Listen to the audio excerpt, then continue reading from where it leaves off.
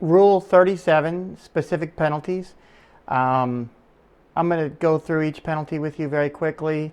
If you want to know the procedures, just click on Rule 36, penalty procedures and violations, and that tells you all the procedures. There's no sense in doubling up on it. Penalty 1, dangerous or deliberate rules violation in the vicinity of the goal mouth.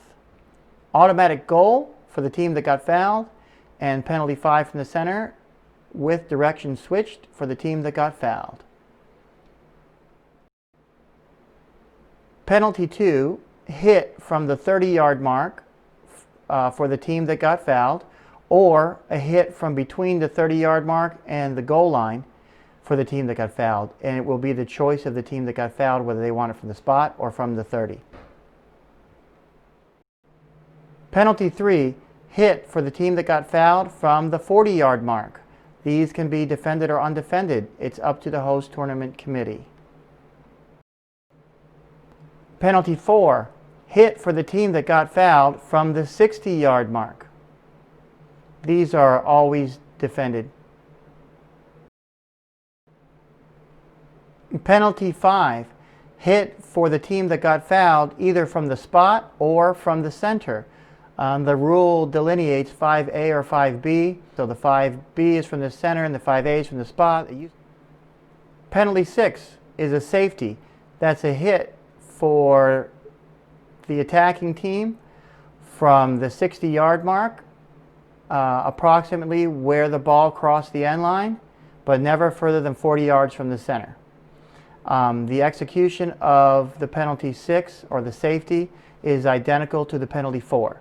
What is a safety? At the risk of repetition, a safety is when the defending team hits the ball across their own end line. Okay, so if a defender hits the ball and it goes in the goal, it's a goal for the attacking team. If it goes across the end line, it's a safety and a penalty 6 for the attacking team. If the ball is deflected off of a defender's mallet and goes across the end line, it's a safety.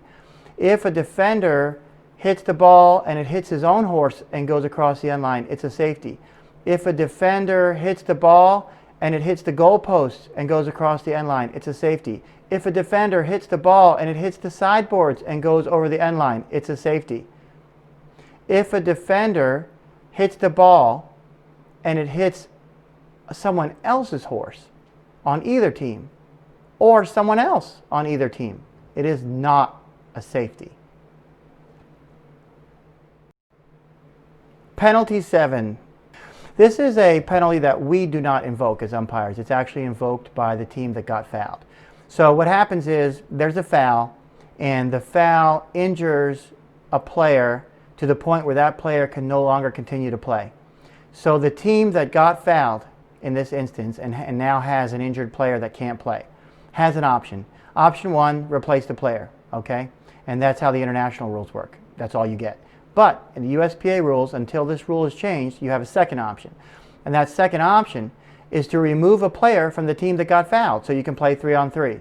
And you can invoke the rule and remove a player that's nearest above the handicap of the player that got injured.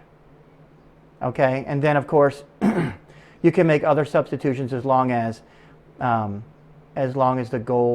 the total goals of the team, the 3 people that are left, fit within the handicap of the tournament. So you can do all that, and then the defending team can also make substitutions, and then it sort of gets into this very muddy, murky waters of what can and can't be done.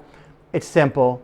What you do is you stay within the upper and lower limits of the tournament, and you can do substitutions by following the substitution rules and procedures. So as long as the substitutes are proper substitutes, you're good.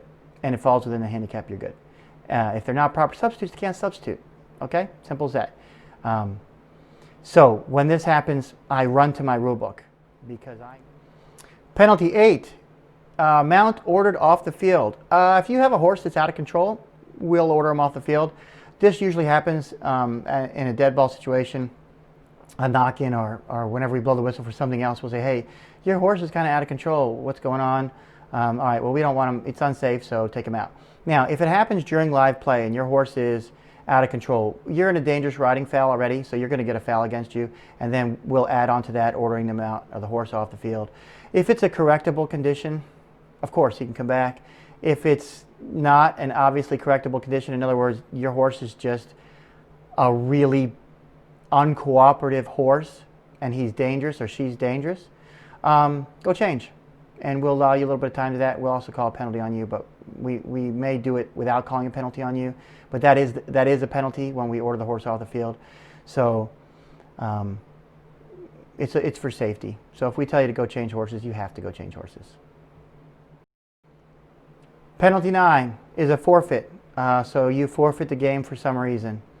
The best way to forfeit a game is to be really late. I don't know. I've never really had a penalty 9 called, or called one. That's generally a host tournament committee kind of thing, but it can happen. So just know that it's in there. Penalty 10, ordering a player off the field.